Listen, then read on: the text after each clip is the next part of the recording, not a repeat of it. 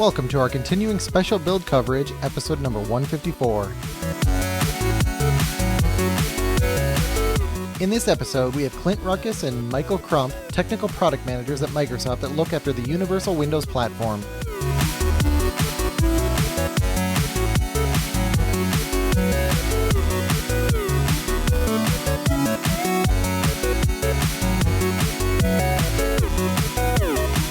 This episode of the MS Dev Show is brought to you by Expose, the market leader of .NET and Java APIs for file business formats.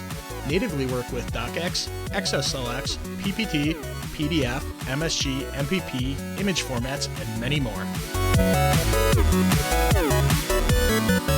Welcome to our special build coverage. In this episode, we have Clint Rutkas and Michael Crump, technical product managers at Microsoft that look after the Universal Windows platform. How's it going, guys? It's going good. It's going great. Awesome.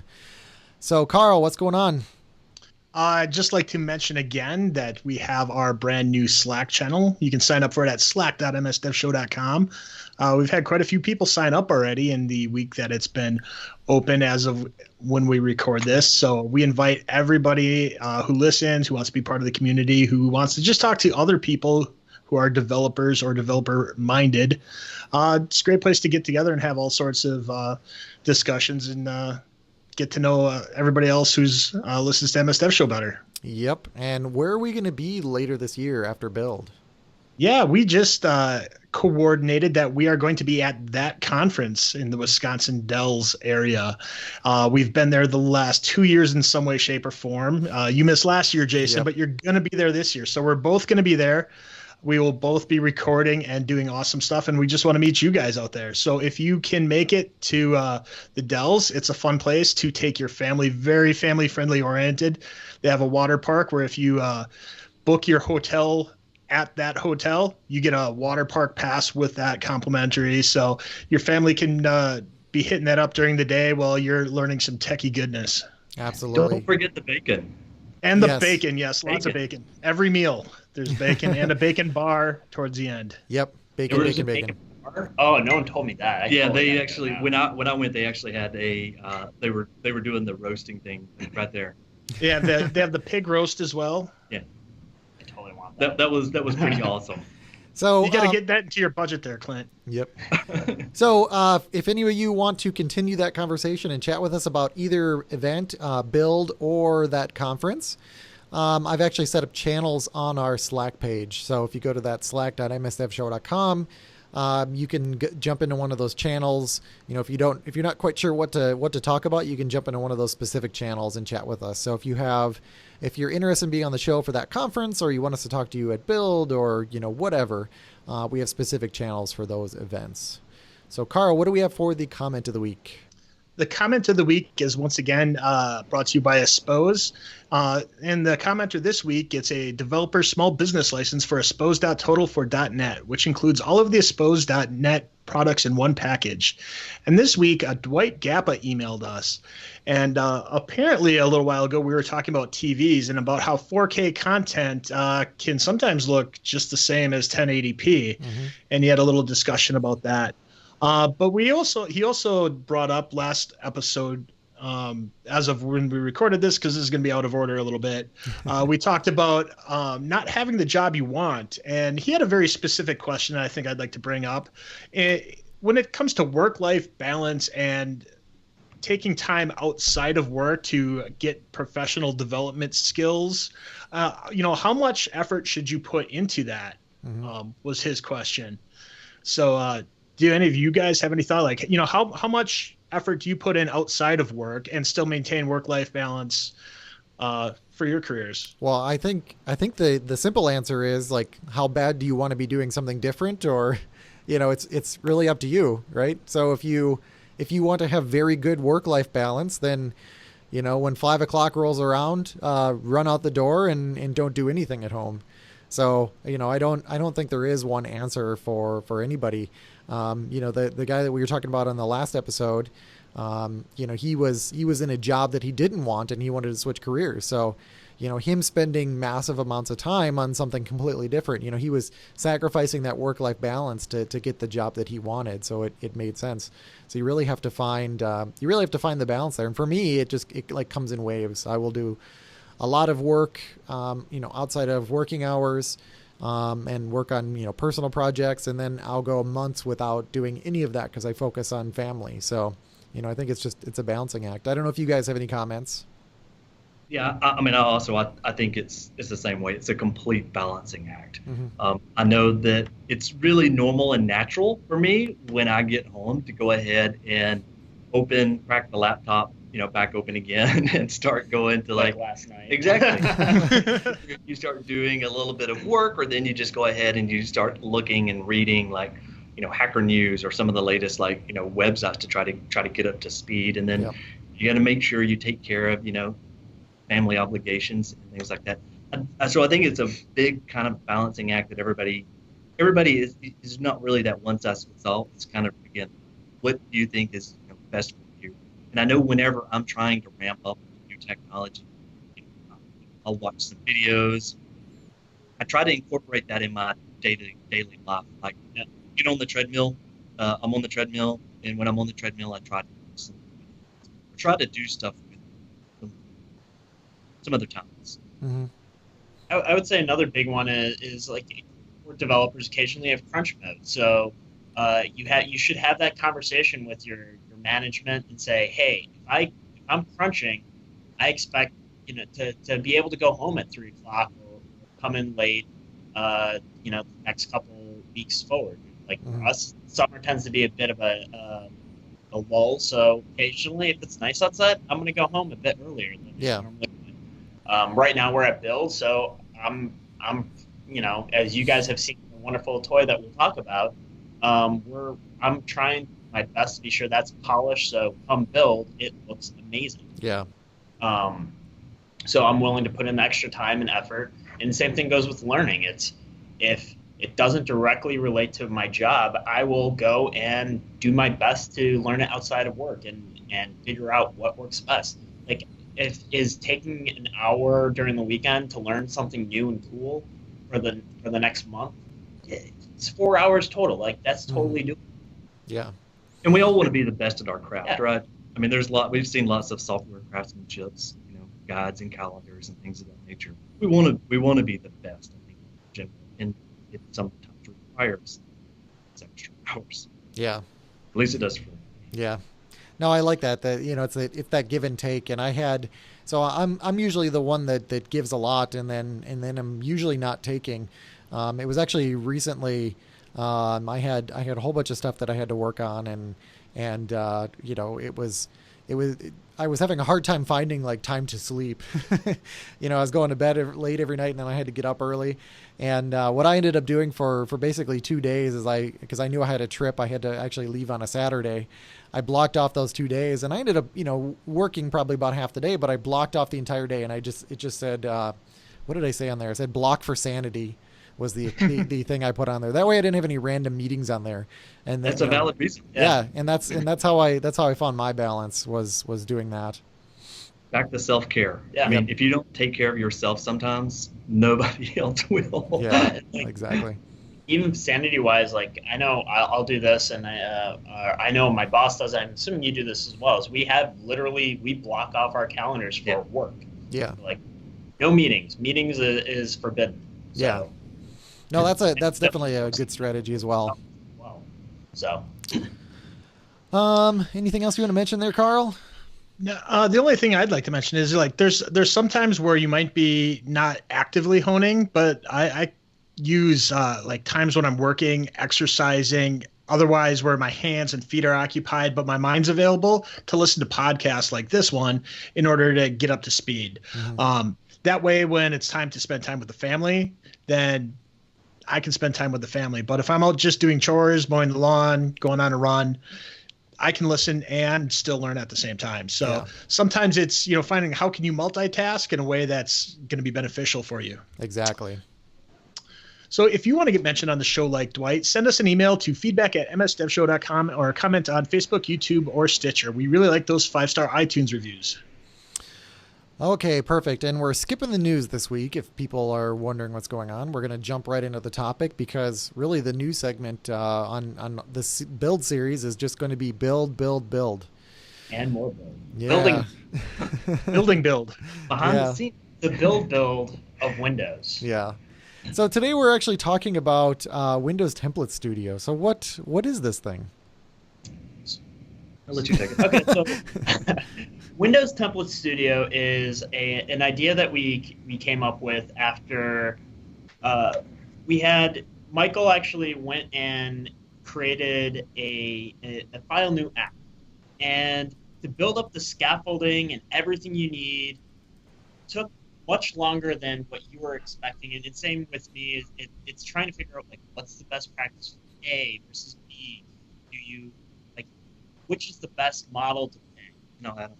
Yeah, and for that, a lot of that came with my son was wanting to get into software development. Mm-hmm. That I'm like, heck yeah, let's do this. And so we started laying down the scaffolding for an MVVM flat application and putting in, kind of the hamburger menu and so forth. And Sorry to interrupt, but your Skype is cutting you off a little bit. So if you could, I don't know, talk a little bit louder.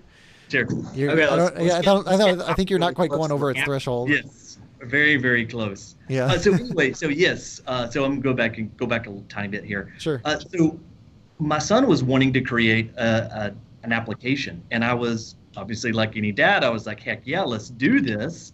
And so he started looking at, we were opening Visual Studio, we were creating a UWP project. And the thing that I noticed was that in order for us to kind of get started and start building an application, the amount of work that actually had to be put into place, going from adding references to adding pages to wiring up the pages to go into a back button, having a navigation service. Exactly, theming. Navigation service, theming. There was all of these things, and then there was persisting data. Back to where you change your settings to like the dark theme or light theme, and then you want it to persist after. So I was learning all of these new sort of things, and so from there, Lynn and I were both sharing our experiences, and we both had the same sort of thought there. So the thought was, hey, we can make templates for any Windows. It was Windows 10. The templates they were on 8, Windows 8. You're getting quiet again. Sorry. All right. So the templates were removed in Windows 10 for file new. So we're thinking, what's a great way to add them back in? And we started thinking like this could be done programmatically, and we could probably pick and choose your own adventure here. So what could we do to make this into the world's best experience? And we were kind of looking around, and we saw Windows Template Studio. It kind of does this already, and our team actually controls Windows Template Studio. So we were like, well, could we make this become the next like evolution of Windows App Studio? So we made Windows App Studio. Basically, we removed a lot of the stuff that a developer would not want and made it much more dynamic, if you will. We actually rewrote the generation engine and everything. So now it produces crisp code and does everything you want, and it's highly adaptable as well. So if I can add on to that one piece, imagine a world where you go File, New, Project, you select UWP, and then from there you are able to add in which framework you would like, from MVVM, Light, to Code Behind, to just if you just want basic vanilla MVVM, to start adding in the different types of pages that you want, and then the developer features and the consumer features, and then it's spit out. I think that's a kind of a quick way to kind of let you know what this was starting. Mm-hmm. So I just want to compare this to like what we had before. So like right now, if we go to the box, we do File New Blank App. That's really the only option for UWP. Yeah. And you do that, and you're just given, hey, here's a grid, go nuts, and that's about it. And we look at what we had before, like you might have been able to say, hey, I want like a pivot app, and that'll have a basic pivot setup for you, but you still have to do everything. Whereas this, let's just say if I have an app, I know I want a few different pages. I want one pivot. I need like a settings menu, and maybe I want a map on there. I can actually go through this, like you said, this more wizard-like approach and click all of those different things. And when I go up, not only will I have a blank main page, a settings portion with the settings ready to wire up and all the code behind for that, but also a blank map where I just have to like type in my key, and they're all kind of wired together ahead of time for me. So that's like the end goal for this. So I can do something like that. And you mentioned actually a great topic is you mentioned the map, and the key is the map controller requires a Bing Map API key. Wouldn't it be fantastic if when you generate a map control, we told you exactly where to get that key? And that's what we do. So the Template Studio actually has to-dos for areas that you are supposed to add in additional code, because we have a very strong rule of you're the developer, you know what you're doing. We will tread that fine line of not doing enough to doing too much. We always try to not do too much work for you, because code is very intimate, and we don't want to make assumptions that are incorrect for you, and then you're going to have to remove all the code. And I like that. So that's why you don't go out and like auto grab a key or something, right? Yeah. And then even if you miss those to-dos, so let's be real here. Most developers, they may just go ahead and hit F5 right at the beginning, because I know I want to get to F5 very quickly. Yeah. On that screen down at the bottom, we have automatically put in, hey, here's where this key is missing. It's in red, so it's very visible to you. So even inside the application, you're kind of getting your reminder to go ahead and get your key. And even if there is work for you to do as the end developer, no matter what, every app we generate will be compilable. It will be runnable, it will be executable, or you can go through and click everything. Just certain things may not fully work because of that. Like the background task, it triggers, but we don't do anything past that because we don't know what you want the background task for. I love this. I love that. Yeah, this solves a lot of my problems because, for me, I only play around with UWP every once in a while, and it's always kind of a pain to get those things up and running, and I have to go all different places and find different pieces of information.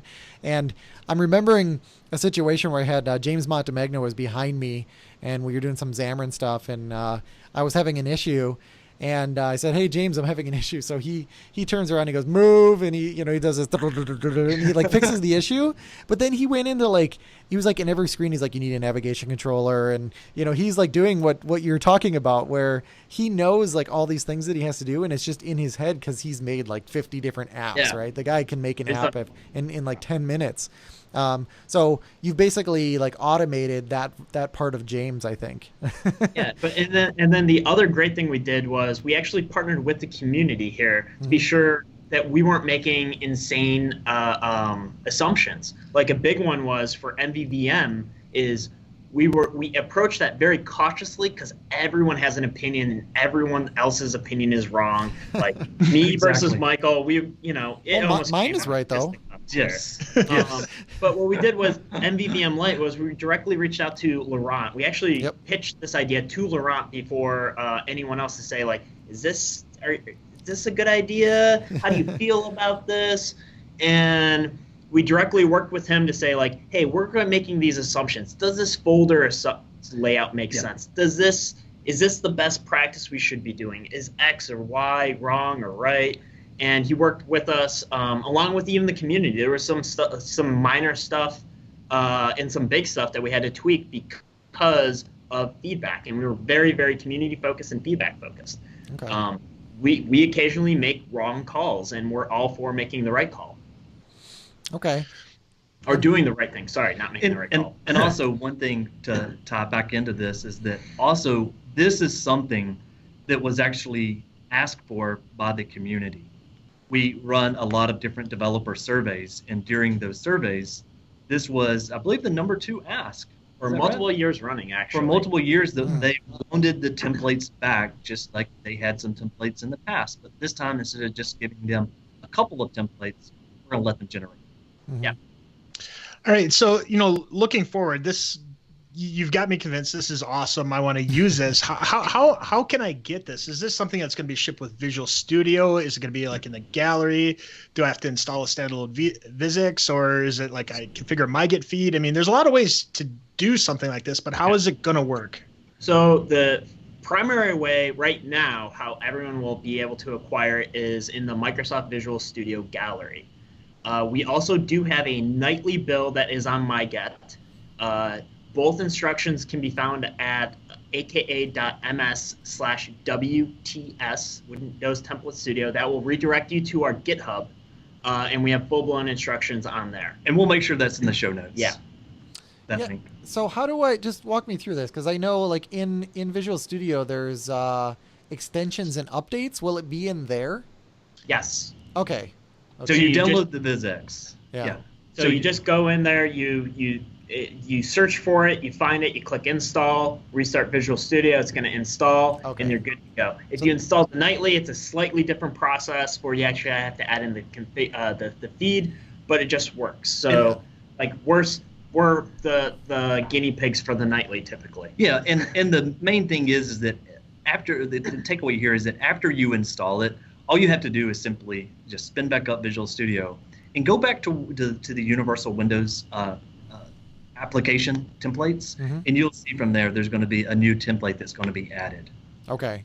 And one of the cool things that actually I'm personally proud of is we decoupled the templates from the Vizx. And this is cool because if there's something that Oh, okay. So small they update. Okay. or updated, and we don't need to update the actual physical engine of the extension, we can push an update if we want it. The next time you run it, you'll get that update for the template. Okay. So, like, imagine after build, someone gives us an amazing pull request for a new control or a new page or a new framework, and if it doesn't require an engine update, we can actually push that live pretty quick. Okay. So yeah, I mean, somebody that maybe is a line of business developer may want to use some of the controls that's available, and they may want to put together a nice little dashboard, and it could be something that's something that the community and would absolutely love to have, and other business line of business developers would love to have, and that page would automatically be pulled in, and it would be inside of the template generator. Yeah, Okay. and on top of what's currently there, we currently have 6 pages. We're going to add in more. There's actually already a community. We have 2 really fantastic community members, Matt Lacey and James Croft.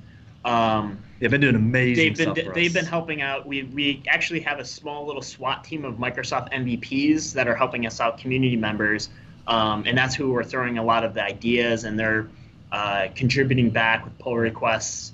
There's currently actually already a pull request for, I believe, the charting control with from the Progress Telerik controls. Okay.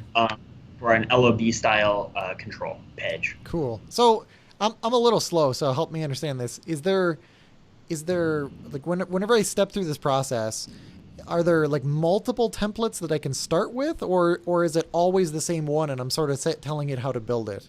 So it's the best way I like to call it is pick your own adventure. Okay. So the wizard right now is broken into 2 pages. It may actually be broken into the future into 3 because very quickly I feel like we're going to balloon out on yes. pages and features. Mhm. But so the first page is pick your project type, which we have as a blank page, which you're smart, you're going to pick and do whatever crazy magic you're going to pick. The next one is a navigation pane, which is pretty much synonymous across all of Windows, which some people call it the hamburger menu. Mm-hmm. And then you can do a pivot tab. So that is a design choice that you make that ripples across your entire app. So we call that as a fundamental pillar of your app. Building block. Building block. Yeah. The next one is what framework do you want? Do you want code behind? Do you want MVVM Lite? Do you want? We have a generic MVVM implementation as well because some people don't like taking a dependency. We also are looking at other frameworks. What MVVM Lite was actually we know is the top third-party library out there. for in terms of UWP apps. So we literally implemented it ourselves because it's a top ask. It's a top used item. And one thing to add on to that is that we've heard very loud and clear that there is those times, and especially, when I have spent some time, I spent, 8 years or so working in healthcare, where you could absolutely not use any type of third-party library like NVIDIA Lite. Mm-hmm. And I remember being penalized and not being able to use that. And I've heard recently of more people that cannot use third-party libraries in applications. And that's why by default, we also have just NVIDIA code, code behind top, those other two tops that you can use. Aspose offers a powerful set of file management APIs with which developers can create applications, which can create, open, edit, and save the majority of popular business file formats. Their product range supports a multitude of file formats, including Word documents, Excel spreadsheets, PowerPoint presentations, PDF documents, OneNote, Outlook, Project, Visio files, popular image formats, and many others. Aspose produces APIs for .NET, Java in the cloud, which can be utilized in almost any modern language available today. Visit www.aspose.com for a free 30-day no limitations trial. And if you get stuck, message the friendly support team for help. All technical support is offered free of charge. Remember, if you're a lucky winner, you will receive a free developer small business license for Aspose.words for .NET, a powerful toolkit to work with Word documents in your applications. And you guys mentioned pull requests at one point. Is this whole thing open source then? It is actually open source. So we open source from everything from the documentation to the engine. Okay. Every part of this is actually open source. We're leveraging the Visual Studio template generator, believe it or not, which is also another open source project by the Visual Studio team. And we actually have multiple feature requests for them because based on the stuff that we need to do to generate our templates. Yeah. So, if I have my own library or something that I think that would be really helpful, maybe I've got a whole bunch of UWP helpers, extension methods, maybe my own controls. How easy is it to plug something like that into this and make it a pull request so it's available for everybody? So we have contribution guidelines. There we go. Yeah. As I look at my GitHub page here. So the first thing you should do is open an issue for what you want to do. And much like every good dev, if it's a concrete individual item, it should be its own issue, not an entire grouping thing. Here's everything I want. Yeah. Those will get me very, very annoyed, and I will delete all but except the top item. So what you need to do is create an issue, and then let's have a discussion. Key thing is a discussion, because this isn't just for you. It's for the one that we build out will be for everyone. Now, the cool thing is because this is open source, you could point at your own CDN and have your own templates in your own to do whatever you want. There's actually another request that we had was being able to merge the official and a custom. Not totally sure how that's going to work, but it is a request that someone did have, and it's an interesting idea. Yeah. If you have open source, if you have controls or something you want, let's have a discussion and see how that works best for everyone, not just for potentially your use case. And by doing this, it really ensures, a lot of the times I believe, especially in, healthcare and some of these other, industries, they want full control, and they're afraid somebody's going to abandon it. And, if you have your own set, a team there, and you decide that you want to use this, you may decide, hey, you know what, I don't want to stay in the official branch. I want to do my own thing. And we want you to be able to do it. Leverage the work that's been put into the studio. You guys, if you want to fork it. Very cool. So, we covered about getting our own code in there. What if there's this really cool third-party library that I don't own, have control over, and I'd really like to see part of that included into one of these templates, maybe in a MVVM Lite style. Is there a good way to do that, or is that something that I'm just going to have to wait for those authors to try to integrate with you guys? So if you would want to do the heavy lifting and create a pull request with that, I'd say 100%. What we'll probably end up doing is work directly with that author library to be sure they're okay with it as well. Yes. Like, we did not want to assume that like Laurent would be okay with us including MVVM Lite. So we make sure that they have proper attribution. We make sure that in our there's a summary pane in the right-hand side that when you select their framework, that as the end developer, you are taking a dependency on their license. So we ship under MIT license. They may ship under some other license that you as an end developer have to respect. Oh, that's a good point. I think the main thing there is make sure that third-party author is aware of what's kind of going on there. Most of the time, in my time in the community, and most of the time, if I bring up to somebody and say, hey, this right here would be a cool fit for your project, and they're an author of some nice framework or control or whatever, they more than likely would want to be a part of that. Yeah. So make sure you check with them first, and then rock it. Yeah, and then the other big thing that I'm a firm believer in is to follow back up with them to be sure that what is there is what they envision, is their, because it's kind of their baby. Like, is it the best practices? Does it show their product in the best light? And be sure that they're okay with it being added in. Because what's being generated is the best code possible. Okay. So this thing sounds great. I mean, I definitely want to use it. So I'm just curious, and I don't want to ask something that you do, any roadmap stuff you don't want to talk about, but like, why wouldn't I just want this installed by default in Visual Studio? I mean, why do I have to jump through a separate hoop? Because it seems like everybody would want this. I agree, and I hope everyone would want it. Yeah. The reason why it's not included by default is because we literally created it back in January. We started. Yeah. So after VS shipped, yeah. Yeah. So we the story behind it kind of was after we had the kind of brain powwow of, hey, this seems like a good idea. Yeah. I went and locked myself in my office for a couple days, and out came a 50-page spec, and we basically kind of talked about it, shopped it around. Did anyone seem like this was a bad idea? And then came the MVP summit, and we pitched it to all the MVPs in the room, and that was kind of our final, is this a good idea? Is anyone going to just go, what were you guys thinking? And pretty much everyone's like, dude, this sounds awesome. And it was more than, it was awesome, but it was also how can I get involved? Because I care about this. Yeah. And then I care about making this.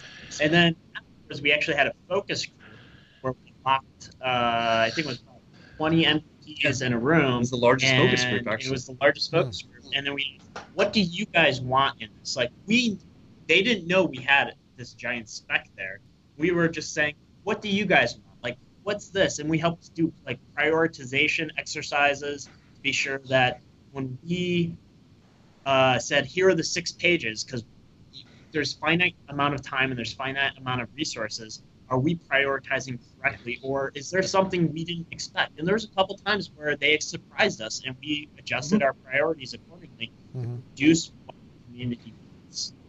So if I already have like a basic app, and your sort of file new project, if I went through your template engine, if yours is like, I don't want to say better, but if it has features that I didn't implement, like, what's my best strategy for implementing those? Should I just like kind of go through that process and then kind of so copy is and your paste? question kind of like, oh, I want to backport something into a pre-existing app? Yeah, basically. So going back to prioritization, we have of said spec, there is actually like a good probably 5+ pages on adding to existing apps. Yeah. We do have a proof of concept to right-click add into an existing project, but we had to prioritize and ship because like a project like this could be death by 1,000 cuts. So we said, hey, you know what? Time out. This will be in a near future item, maybe a V11, maybe V12, but it is definitely an item that we want in the future, along with we do have a little bit of code debt, I'll say. Yeah. Because the interesting problem that we actually hit with the entire building this was I called it M times N problem. We get into a scenario where testing it and building it, it's with every page has to support 3 different frameworks. Has to how can you reuse all this code? And like code behind MVVM structure, they're radically different. But one thing I will say that you could do if you already have that existing app, at least for right now, is that again, the project is structured in a way that you could say, hey, you know what? I'm going to generate it with the Template Studio projects, and then I can, maybe copy and paste some code over. Because I'm thinking that's fine, because then I can understand too everything as it comes in. Yeah, you can definitely copy and paste, and it's a bit more work for you guys to do that, but it is something we're plotting to do. It's just like a great example of something we wanted to do, but we had to make the call was much more robust localization. The stuff we produce is actually localized. It's just EN-US. Okay. Because we actually had an early wizard and now what everyone sees is the much more advanced. But when we were testing it out, it was very hard to localize stuff. We weren't doing it automatically. There's something we could do at the time. We made a priority call to default. You guys can do the additional localization. Okay. And I will have to say, even doing that backporting method is way easier than currently. Even this morning, I was copying code from one project to another, only failing to realize that, now I got to install all these NuGet packages because my code is relying on that. And by default, you bring in some ones that make a lot of sense. JSON.net is one that I pretty much have in all my projects and is, I generated one earlier, and JSON.net was just in there, and it was all working right from the get-go. Yeah, we only take a couple dependencies on third-party libraries like JSON.net.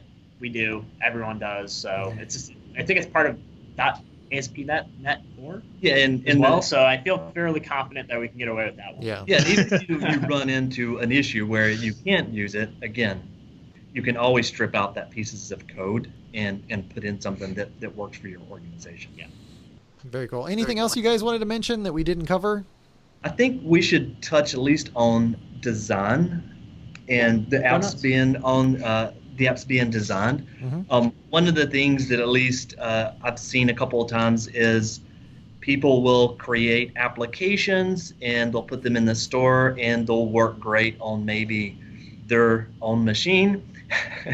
And so with this, obviously, we worked and spent quite a bit of time with designers to make sure that when you generate an application using our generator, that it will automatically, spit out the right code to adjust to different types of screen sizes, from the smallest of screens all the way to the largest of screens. And then it's also pixel perfect. So you don't have to worry about, maybe is this, where should the settings menu go? Oh yeah, and the design guidelines, it shows settings goes at the bottom of the pane.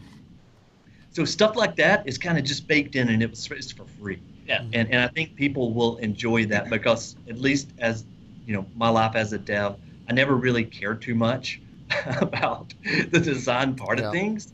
So were your apps all Battleship Gray then? They were. Yeah, and then that has me coming in going with this is 1 pixel off. Exactly, and that actually those are some of the things that they were able to help us make sure that if you generate an app using this tool, then it's going to generate it and it's going to adhere to the policies and guidelines. Okay, that's great. Okay, let's move on. So we have no picks of the week, so we'll just skip right to this game that we play. Picks of the week is Windows Template Studio. Let's not get Yeah.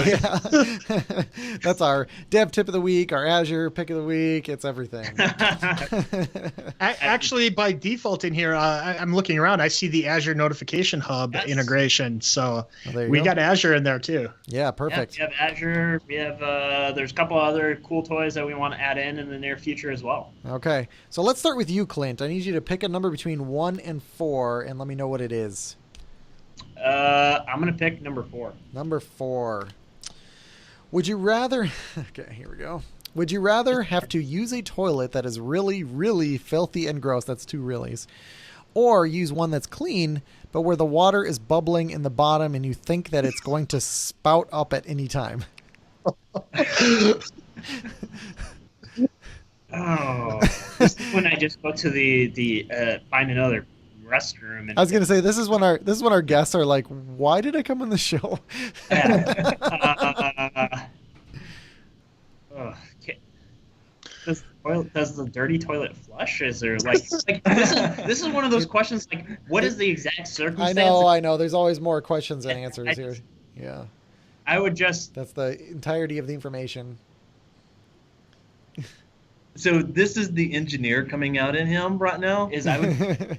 Trying to drill down. Yeah, further. I'm like, what's the resource? Just pick one. And, You have 3 seconds to pick. I'm gonna go with the bubbling. Which one? I'm gonna go with the bubbling. Okay. I'm gonna be. Because it does say that you think it's going to happen. Doesn't mean it is. It means hey, someone could just put a piece of dry ice in there. Yeah, but the thing is, like, it says that you think it is, so you've evaluated it, and whatever I evaluated it. I'm going to a different building. But you really got to go. Okay. You ready, Michael? Your turn. Yeah, Let's do Michael, it. pick a number. Let me cross this one off. Hold on. Okay, go I'm ahead. going to go 1. Number 1. Okay. You two have the toilet question. After finishing a meal, not in a toilet, would you rather learn that your pork was actually hamster meat or that the red beans in your chili were actually beetles? You know what? I think I could do beetles.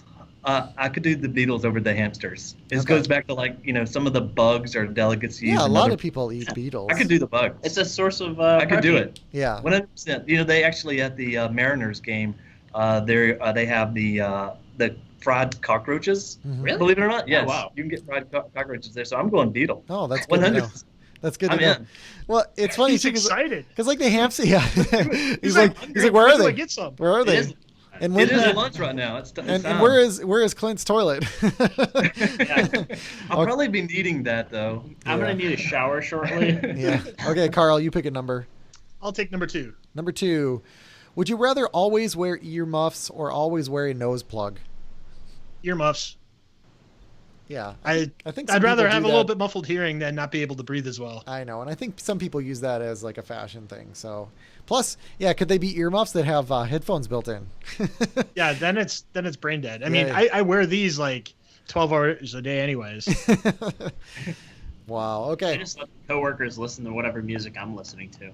Yeah. I know all of Clint's musical taste. Oh, nice. All Okay, of so where can people find you guys? You pick either one. You can start. Where can people find you guys? Twitter, Oh. website. Yeah, you can hit me up on Twitter at mbcrump. I have a personal Okay. blog, michaelcrump.net. Okay. One of those 2 places. Yeah, for me, primarily would be Twitter, Clint Rutkas, so CLINTRUTKAS. And yeah, I respond to pretty much everyone. Perfect. And then we'll have links in our show notes to all the stuff that we talked about. And where can people find you, Carl? You can find me on Twitter at Carl Schweitzer. And you can find me at ytechie.com or on Twitter at twitter.com/ytechie. So, guys, thank you so much for coming on here and talking to us about one of the build announcements. Thank you Great, so much thank for you. having us.